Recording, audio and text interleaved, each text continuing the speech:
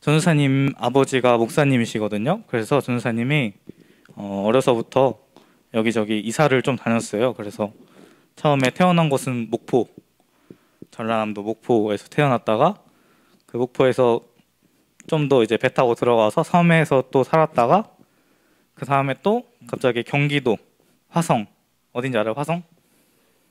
수원 옆에 있는 경기도 화성, 거기 살았다가 그 다음에 이제 춘천, 강원도 춘천, 목포에서 태어나서 이제 강원도까지 찍었죠. 맨 밑에서 태어나서 맨 위에 다시 올라갔다가 거기서 이제 또 위로 올라가요. 철원 갔다가 이제 군대를 양구로 갔어요. 이제 강원도 이제 한 바퀴 다시 돌고 이제 이제 부모님은 저기 전라남도 섬으로 들어갔어요. 이렇게 이사를 좀 많이 왔다 갔다 했죠. 혹시 전도사님보다 이사 많이 갔다? 한 6번 간 것 같은데. 그리고 지금은 이제 전도사님 집에 나와서 이제 혼자 또 살고 있죠. 자, 전도사님 이렇게 이사를 많이 다녔어요. 근데 전도사님은 이 이사 다닐 때마다 너무 싫었어요. 이사 다니는 게 너무 싫었어요. 왜냐하면 이제 그때마다 이제 같이 학교 다니고 이제 친하게 지냈던 친구들, 또 형 누나들 동생들, 막 같이 교회 다녔던 친구들, 이런 사람들과 헤어진다는 게 전도사님 되게 싫었어요. 그래서 막 전도사님 고등학교 때인가 중학교 때인가 이제 아버지가 이제 또 딴 데 가시려고 하셔가지고 전도사님이 가기 싫다라고 말을 했었어요. 너무 가기 싫다. 뭐 결국엔 어떻게 안 가게 됐지만 어쨌든 그렇게 이사 가는 게 항상 좋지 않았어요. 그렇게 우리는 모두 헤어짐에 대해서 헤어지는 것에 대해서 좋아하는 사람은 많이 없을 거예요. 그러나 결국 헤어져야 하는 이유 때문에 이별의 순간이 오고 슬픔을 뒤로 한 채 항상 그 사람들과 헤어졌어야만 했어요. 이때 그 전도사님의 그 슬픔을 위로할 수 있는 말이 있었어요. 다시 만나자. 다시 만날 수 있잖아. 그래서 지금도 이제 가끔 옛날 친구들이나 교회 사람들 이제는 어른이 돼서 자유롭게 만날 수 있어서 너무 좋아요. 아무튼 이렇게 이 헤어짐이 영원한 헤어짐이 아니라 다시 만날 수 있기 때문에 우리는 그 아쉬움과 슬픔을 뒤로 한 채 다음에 만날 것을 기대하면서 기분 좋게 헤어지고 다시 만날 것을 기대할 수가 있어요. 그런데 만약 우리가 다시 만나지 못하고 영원히 헤어진다고 생각하면 슬프죠. 내가 좋아하는 사랑하는 사람들과 영원히 다시는 만나지 못한다. 쉽게 헤어지기가 힘들겠죠. 사랑하는 사람과 그렇게 영영 못 본다는 건 굉장히 슬픈 일이에요. 사람들이 사랑하는 사람의 죽음으로 슬퍼하는 이유가 바로 그것 때문이. 이 사람을 다시 못 볼 것 같다. 못 볼 것 같은 게 아니라 못 본다라는 그 상실감과 그 쓸쓸함, 그 슬픔에 사람들이 그 사람의 죽음을 굉장히 슬퍼하는 것이죠. 바울은 오늘 그렇게 사랑하는 사람의 죽음으로 슬픔에 빠진 이 데살로니가 교회 사람들에게 부활의 소망을 이야기하고 있어요. 그래서 13절에 너희가 소망 없는 다른 사람들과 같이 슬퍼하지 않았으면 좋겠다 라고 이야기하면서 너희가 그 소망을 알았으면 좋겠다 라고 이야기하고 있는 거예요. 그 소망이 무엇이냐 하면 14절 말씀에 예수님께서 다시 사신같이 하나님께서 자는 자들, 죽은 자들이죠. 자는 자들을 함께 다시 데리고 오시리라. 데살로니가 교회 사람들이 이렇게 부활의 소망을 이야기할 때 그것을 믿을 수 있는 이유는 예수님께서 이미 부활하심으로 보여주셨기 때문이에요. 예수님께서 만약에 부활하시지 않으셔가지고 사람들이 갑자기 부활? 그게 어떻게 돼? 라고 할 수 있었는데 예수님께서 이미 부활의 그 모습을 보여주셨어요. 예수님께서 증거가 있기 때문에 그 사람들이 그 부활의 증거를 믿을 수밖에 없는 것이죠. 그래서 고린도전서 15장 20절 말씀에 같이 한번 읽어볼까요? 고린도전서 15장 20절 말씀에 시작. 그러나 이제 그리스도께서 죽은 자 가운데서 다시 살아나사 잠자는 자들의 첫 열매가 되셨도다 라고 말씀하고 있어요. 잠자는 자들의 첫 열매면 그 다음 열매도 있다는 것이죠. 그렇게 예수님께서 첫 열매가 되심으로 다른 사람들 또한 그렇게 될 수 있다라는 것을 알려주고 계시는 거예요. 이렇게 예수님께서 부활의 증거가 되시고 부활의 소망이 되셨어요. 우리도 그 사실을 믿고 따르는 사람들이 예수님께서 다시 사신 것처럼 예수님 믿고 죽은 자들 또한 예수님이 다시 오실 때 다시 살아날 것이다 라는 소망이, 우리에겐 그러한 소망이 모두가 있기 때문에 사랑하는 사람과의 이별을, 슬픔을 뒤로하고 희망을 품고 살아갈 수 있는 거예요. 그렇게 다시 만날 희망을 가지고 기대하면서 기다리면서 살아가는 것이에요. 우리가 만약 좋아하는 사람을 만나기로 약속했다고 생각해봐요. 그러면 그 약속 시간이 될 때까지 얼마나 설레이고 기다려지겠어요. 만약에 이제 좋아하는 사람과 첫 데이트를 한다. 그러면 뭐 그 전날부터 뭐 너무 설레어서 막 두근두근 되고, 좋아하는 사람이 아닐지라도 막 소개팅 한다. 그러면 막 그 전날부터 막 준비하죠. 막 머리 막 헤어 막 파마하고 이제 옷 새로 사고, 이제 막 주변에 물어보고 이 옷 어때? 별론데. 그런 소리 좀 전사님은 들어본 적이 없어가지고 아무튼 그렇게 막 설레면서 막 기다리면서 막 준비하죠. 어린 왕자의 유명한 대사가 있어요. 한번 볼까요?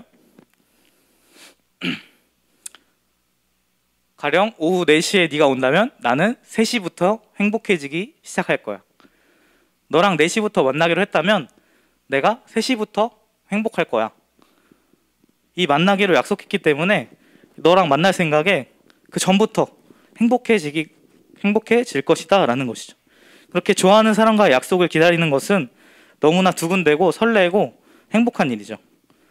이렇게 행복할 수 있는 이유는 이 사람을 만날 것이다 라는 확신이 있기 때문이죠. 약속했기 때문에, 이 약속 상대에 대한 믿음이 있기 때문에 그렇게 믿고 행복하게 기다릴 수 있는 것이, 그런 것처럼 우리가 부활의 약속, 부활의 소망을 믿고 기대하며 살 수 있는 것은 예수님께서 증거로 부활하심을 보여주셨기 때문이에요. 그렇기 때문에 우리가 그 부활을 믿고 기대하며 설레임으로 살아갈 수 있는 것이에요. 우리가 부활의 소망을 가지고 산다는 것은 그러한 설레임을 가지고 살아가는 것이에요.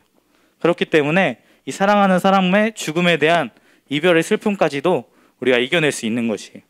슬픔을 이겨내고 죽음을 두려워하지 않고 우리가 살아갈 수 있는 것이에요. 그렇게 죽음의 두려움에서 벗어난 삶은 당연히 평안함이 있죠. 그 죽음에 대한 공포와 두려움을 이겨낸 삶은 자유함과 평안함이 있는 삶이에요. 더 이상 죽음에 대한 두려움과 공포보다는 소망과 희망의 삶을 품으며 살아갈 수 있는 것이에요. 오늘 말씀에서도 그렇고 히브리, 그러니까 이스라엘 사람들은 이 죽음을 잠을 잔다라고 표현을 해요. 우리가 잠을 자면 어떻게 되죠? 다음에 자고 일어나죠. 그쵸? 잠을 잔 다음에 일어나는 게 순서죠. 그런 것처럼 잠을 자고 일어나듯이 잠시 자고 일어나서 우리가 다시 함께 할 것을 믿기 때문에 이스라엘 사람들이 이 죽음을 잠을 잔다라고 표현하는 거지. 우리는 그렇게 부활의 소망을 믿으면서 잠을 자고 일어날 것을 믿어야 돼요. 예수님께서는 그렇게 부활의 소망이 되셨어요. 우리를 위해서 부활의 소망이 되셨어요. 다른 사람 다른 세상을 위해서 그게 아니라 우리 인간, 사람을 위해서, 우리를 위해서 부활의 소망이 되셨어요. 우리가 오늘 찬양했던 것처럼 우리를 위해서 죽으시고 우리를 위해서 부활하셨어요. 예수님이 다시 사시고 싶어서 죽었다 살아난 게 아니라 우리를 위해서 부활하신 거예요. 부활의 증거가 되시기 위해, 우리가 믿을 수 있도록 친히 그 증거가 되어주신 것이에요. 우리를 너무나 사랑하셨기 때문이에요. 그렇기 때문에 이런 소망으로 우리가 두려움, 슬픔을 이겨낼 수 있도록 예수님께서 그렇게 친히 죽으시고 부활하신 것이, 예수님의 소망이 없으면 우리의 힘으로는 이 세상의 그 두려움과 슬픔들을 이겨낼 수가 없어요.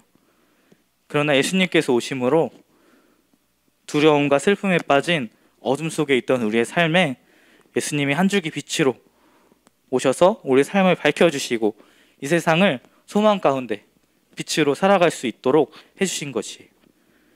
이 죽음이라는 세상의 가장 어두운 것으로부터 부활하심으로 이겨내신 것처럼 어떠한 어두움도 예수님께서는 이기시는 빛이 되어주셔요. 그래서 우리가 정말 어떠한 어둠을 걷더라도 예수님 함께 한다면 예수님의 빛으로 이겨낼 수 있는 것이에요. 요한복음 8장 12절 말씀 우리가 함께 한 번 더 같이 읽었으면 좋겠습니다. 시작.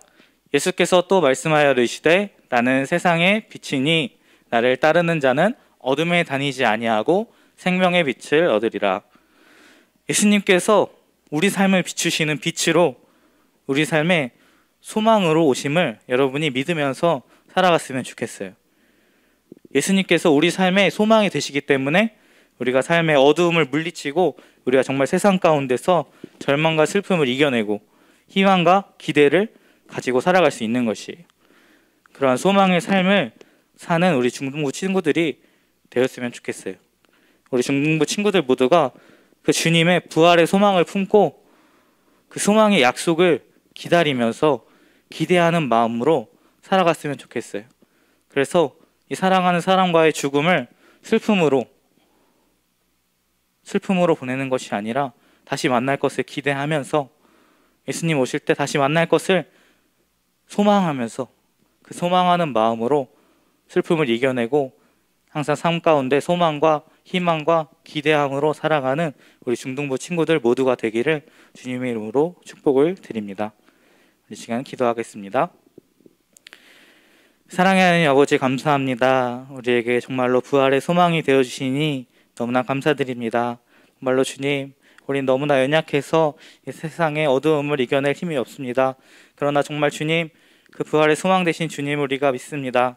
주님을 믿음으로 우리가 그 어두움을 이겨내고 이 세상의 슬픔과 정말 고통을 이겨내고 정말 주님 기다리며 소망하며 희망의 삶을 살아가는 우리 중등부 모두가 될 수 있도록 주님 우리 가운데 믿음을 허락하여 주시옵소서. 감사를 드리며 우리 주 예수 그리스도의 이름으로 기도드립니다. 아멘.